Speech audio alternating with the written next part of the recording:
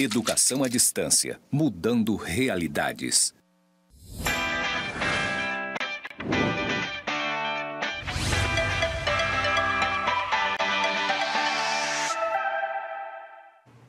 Olá, tudo bom com você? Inicia-se agora a nossa terceira unidade da disciplina de setor público, Economia do Setor Público, do curso de Gestão Pública, modalidade EAD, do IFRO. Eu sou a professora Denise Tontiucci, professora de Economia aqui do IFRO, e vou fazer agora a minha audiodescrição. Eu sou uma mulher branca, de cabelos longos e claros, estou vestindo uma camisa social azul escuro e uma calça social. Estou aqui no ambiente do IFRO, um ambiente de gravação do Campus Porto Velho, Zona Norte. É uma sala de fundo branco, onde eu tenho escrito na cor verde, as palavras EAD, mudando realidades, em letras grandes. E eu tenho aqui comigo a intérprete de Libras, a Tamires, interpretando para a gente. Olá, Tamires. Meu sinal para a comunidade surda é esse. Então vamos continuar com o nosso conteúdo? Gente, aqui na aula 3 nós vamos começar a abordar um pouco a questão dos 10 princípios de economia, do professor Gregory Mankiw. O professor Gregory Mankiw é um professor muito renomado nos Estados Unidos, que faz um pequeno resumo da economia em 10 grandes princípios. Nós vamos estudar esses princípios aqui ao longo do nosso curso, dividido em 3 unidades, na unidade 3, 4 e 5.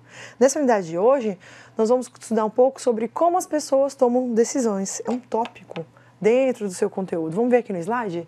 Então, falando dos conteúdos, ele vai falar dos 10 princípios de economia. Nós vamos estudar os princípios do 1 ao 4. As pessoas enfrentam trade-offs.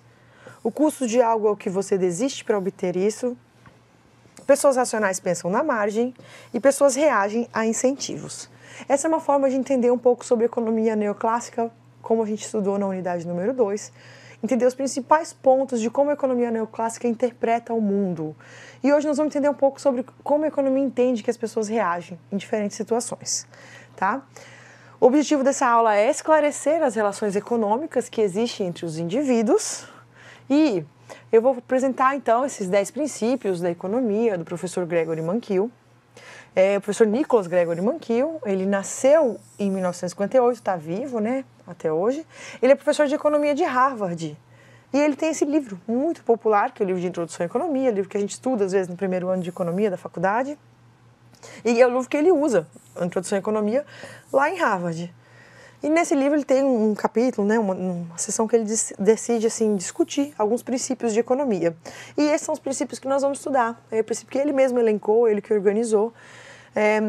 Ele divide esse princípio em 3 grandes partes. Essas são as partes. A primeira é como as pessoas tomam decisões. E aqui na aula 3 nós vamos estudar isso, né, como que ele interpreta, como as pessoas tomam suas decisões.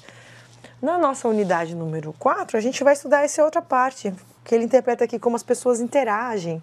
E na nossa aula 5, nós vamos estudar aqui como a economia funciona. Bom, tá aqui um esquema que eu elaborei para vocês, explicando desses 10 princípios de economia do Mankiw. O que nós vamos ver na aula de hoje? Essa parte azul aqui, como as pessoas tomam decisões, né? Primeiro vamos estudar sobre os trade-offs, sobre o custo de oportunidade, sobre o pensamento na margem e a reação aos incentivos. Aqui nós vamos ver isso na próxima aula e na aula seguinte. Então, como as pessoas tomam decisões, né? As pessoas buscam resumir como a economia ortodoxa entende a tomada de decisão dos indivíduos.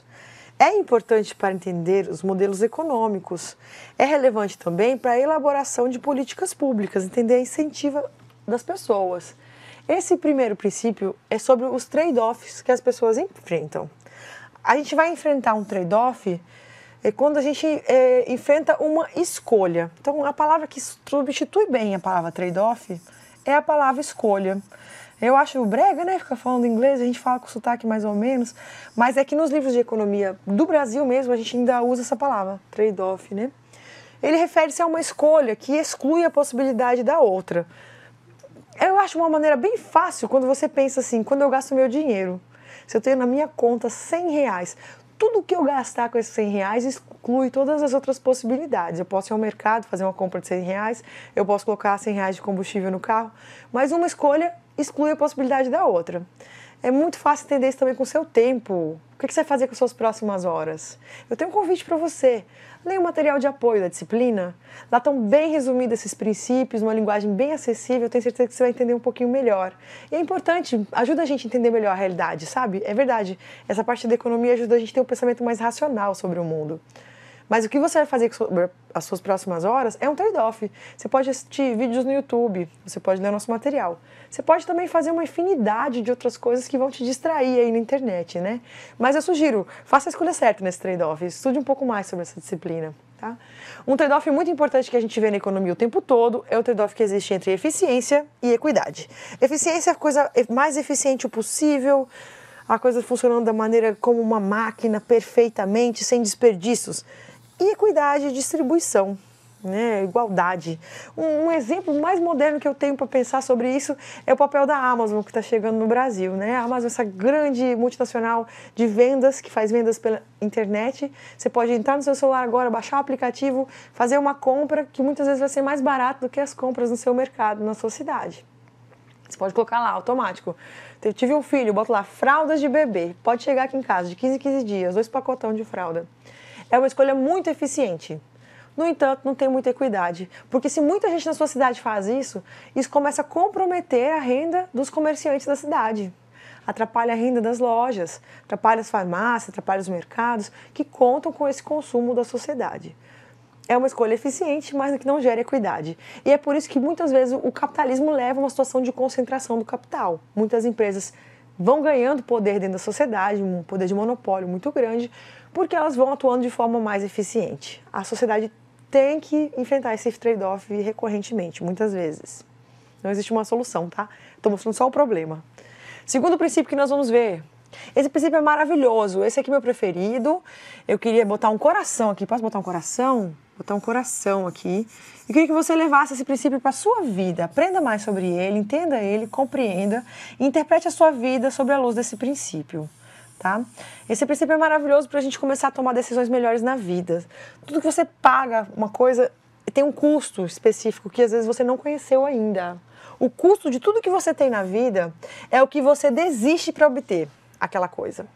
Tá? O que você precisou de desistir para pagar por aquilo que você está querendo comprar? É o que nós chamamos de custo de oportunidade. Muitas vezes você acha que essa aula aqui no IFRA é de graça, né? Essa aula é gratuita, não está pagando mensalidade, né? Ela é de graça. Mas ela tem um custo, ela tem um custo de oportunidade. Porque você poderia estar fazendo outra coisa com esse tempo. Você poderia estar se dedicando a outro projeto, um projeto pessoal, poderia estar estudando aqui na internet mesmo, alguma outra universidade, algum outro curso EAD. Ou você poderia estar fazendo qualquer outra coisa com o seu tempo, pode arrumar um emprego, pode fazer infinitos planejamentos para a sua realidade. Esse é o custo de oportunidade, é tudo que você tem que desistir para conseguir alguma coisa. Para estar aqui hoje, eu tenho certeza que você está abdicando de tempo com a sua família, está abdicando de outras propostas de melhoria profissional, mas você escolheu esse momento. Por isso eu te digo, vive intensamente, leia o material de apoio, se dedique aos prazos, aproveite essa oportunidade. Interprete essa maneira de fazer gastos, porque às vezes quando a gente vai lá e sem pensar e acaba comprando um lanche ou acaba seguindo o plano de outra pessoa, a gente não interpreta o real custo daquilo. O que você teve que desistir para seguir as escolhas que você segue hoje na sua vida? Esse é o custo de oportunidade. Ele é maravilhoso, leia sobre ele, tá? Como você só pode fazer uma escolha, é o trade-off, né? O princípio passado. O preço dessa escolha acaba sendo aquilo que você teve que desistir para tomar sua decisão. Então a gente tem uma escolha ótima, que você abriu mão. Né? O benefício financeiro da minha escolha, por exemplo, eu coloco aí um sinal de menos, ele vai diminuir o benefício da escolha financeira ótima para a minha situação. Por exemplo, se eu vou fazer um investimento financeiro, se eu abro uma empresa, qual que é o benefício que aquela empresa está gerando? Eu tenho que comparar isso se eu fosse fazer uma outra escolha, talvez mais segura, talvez uma escolha mais considerada ótima, a gente usa muito essa palavra ótima na economia, uma escolha mais segura, né? Se eu for botar meu dinheiro na renda fixa aí, a gente está conseguindo uma renda fixa boa nesse momento, aí 1% ao mês, 1% ponto alguma coisa ainda. Qual que é a comparação do resultado dos meus outros investimentos com esse? Aí eu consigo fazer uma conta matemática para chegar nesse custo de oportunidade. Nós economistas gostamos muito de fazer contas matemáticas, tá? Mas para entender bem esse conceito, você não precisa fazer necessariamente essa conta. É uma questão de mentalidade. Entender que tudo tem um custo, para tudo que eu estou conseguindo alcançar, eu estou abrindo mão de outras coisas. E isso é muito poderoso, faz a gente levar as coisas mais a sério na vida. Sugiro que você leia mais sobre isso também para entender mais profundamente. Vamos para o princípio número 3? O princípio número 3 fala: as pessoas pensam na margem. É importante a gente discutir um pouco o que significa a palavra margem nesse contexto. Aqui na economia a gente vai entender a reflexão do pensamento quando a gente consegue, por exemplo, comparar como funciona uma empresa totalmente digital e uma empresa que funciona totalmente no papel. Ou seja, se eu vou eliminar o papel da minha empresa e fazer agora só protocolos digitais. Quando a gente às vezes compara essas duas realidades, é uma mudança muito brusca, muito radical. Muitas vezes a empresa não vai fazer uma alteração assim. Ela vai fazer uma alteração em uma parte do funcionamento da empresa que vai eliminar o papel. E depois, se aquilo der certo, ela vai fazer outras alterações. Essa é a ideia do pensamento na margem. Eu não comparar duas realidades totalmente diferentes do funcionamento de uma empresa, e sim comparar o efeito de um incremento de capital ou de uma mudança para um lado ou para o outro. Eu posso dar um outro exemplo. Você já viu aquelas máquinas que você usa para comprar, por exemplo, refrigerante, igual em filme americano, que você põe o dinheiro, aperta o número e vem ali um refrigerante ou uma água, cai da máquina? Aqui em Porto Velho a gente vê alguns estabelecimentos funcionando no aeroporto, no shopping, em alguns lugares. Por exemplo, imagine que você tem uma empresa onde você tem alguns funcionários trabalhando, vendendo ali aqueles refrigerantes, aquela água, e você pode pensar em expandir, e você pode comprar uma máquina dessas, ou você pode talvez contratar outras pessoas e abrir uma loja física, com pessoas ali atendendo, né, de verdade, frente a frente, seres humanos ali atendendo. O que eu imagino que seria um processo natural de pensamento para um empresário? Ele não vai pensar em eliminar todos os funcionários dele, trocar tudo por máquinas em várias localidades. Ou ele vai pensar: não, jamais vou trabalhar com máquinas, eu sempre vou trabalhar com pessoas. O mais natural é imaginar que a pessoa está aberta à proposta de pensar na margem. A próximo local que eu vou abrir pode ser por máquina? Ou eu continuo trabalhando com pessoas frente a frente? Essa é a ideia do pensamento na margem. Quando eu estou considerando aí um incremento de capital, uma unidade a mais, ali eu posso fazer um teste, talvez colocar uma máquina. Se der certo, talvez eu faça trocas em outros locais, mas não vou trocar todo o meu modelo de negócio que existe hoje, sabe? Essa é a ideia do pensamento na margem. A gente vê aqui que as decisões das pessoas não acontecem nos extremos, elas não mudam totalmente o seu modo de produção. As mudanças são mais gradativas. Eu vou fazendo constantes análises de custo comparando com o seu benefício. Então, o custo-benefício, às vezes, ele vai encontrar o seu limite. Né? A empresa tem um custo-benefício de comprar um computador a mais, 2, 3. Às vezes, depois que ela já comprou 20 computadores, não adianta comprar mais um. Né? Esse é o pensamento na margem. Como que vai alterar o escopo de produção da minha empresa se eu alterar uma unidade de um computador a mais, ou uma máquina de venda, os investimentos que são na margem. Esse pensamento funciona muito, principalmente para as empresas, para entender como as empresas vão reagir dentro da própria empresa. Nós vamos seguir, então, para o princípio número 4. O princípio número 4 fala sobre a reação das pessoas, né? As pessoas reagem a incentivos. Fala sobre a racionalidade, que é como a gente viu no princípio passado. Ele parte, sim, de um estudo do custo e do benefício. No entanto, existem incentivos que afetam as nossas escolhas. E esses incentivos, eles podem ser implícitos ou podem ser explícitos. Vamos falar dos implícitos primeiros? Os implícitos são aqueles que a gente não está escrito em lugar nenhum, mas a gente conhece. Por exemplo, a moral, os costumes, o status, a expectativa social. Às vezes tem alguns empregos que nem pagam tão bem, mas a pessoa trabalha lá, né, toda arrumadinha, bota um terno, uma gravata. Aquilo tem uma moral, né, sai de casa todo arrumado. No interior a gente sabe, no interior de Rondônia tem muita gente, eu sou nascida no interior, eu entendo essa realidade, que muitas vezes o status assim é outra coisa. A pessoa às vezes trabalha de calça jeans e está sujo, mas a gente sabe que é porque a pessoa está trabalhando na propriedade rural. E muitas vezes é a propriedade rural que está dando bons resultados dentro da economia. Então, o status ele está muito ligado ao seu local, o significado social daqueles incentivos. A gente vai ter também os incentivos explícitos. Vamos falar um pouquinho sobre eles? Eles são aqueles que estão mais escritos, estão mais fáceis de serem interpretados, estão mais óbvios. Por exemplo, os pagamentos, né? Os bônus, as multas, as leis, os contratos. O que esse princípio vai falar? As pessoas são influenciadas pelos incentivos. E para você entender bem como incentivar as pessoas, você tem que estar proporcionando bons incentivos implícitos e explícitos. As empresas, elas falham muito em produzir bons incentivos implícitos. Às vezes ela oferece um bom pagamento, às vezes ela oferece boas férias, mas aí ela oferece um ambiente de trabalho muito tóxico. As pessoas sofrem muita pressão, o chefe liga no sábado à tarde e aquilo ali acaba corroendo a saúde mental das pessoas. E muitas vezes o chefe não consegue entender por que naquela unidade não consegue manter a equipe. Sempre o gerente está tendo que contratar novas pessoas, sempre está tendo rotatividade de gente. Por quê? Porque as pessoas não estão ali só pelo pagamento. Elas têm os seus incentivos implícitos, mas também elas vão ser influenciadas por como esses incentivos podem ser modificados ao longo do tempo.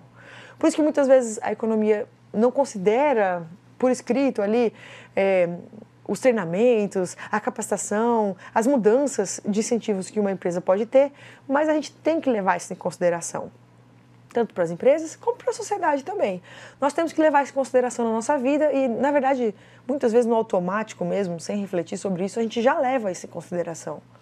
Mas é bom que a empresa tenha visualização disso e que só ela compreendendo assim, ela pode realmente pensar como isso afeta a sua realidade. Então, as pessoas, elas reagem a incentivos.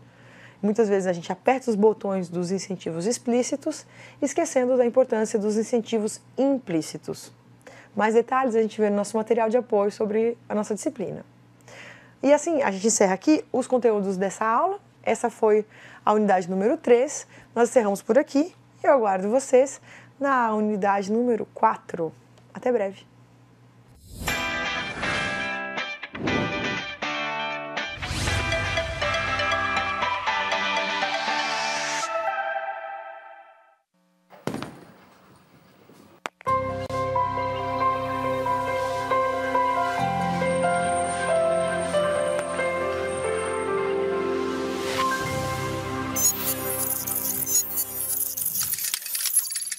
Educação à distância, mudando realidades.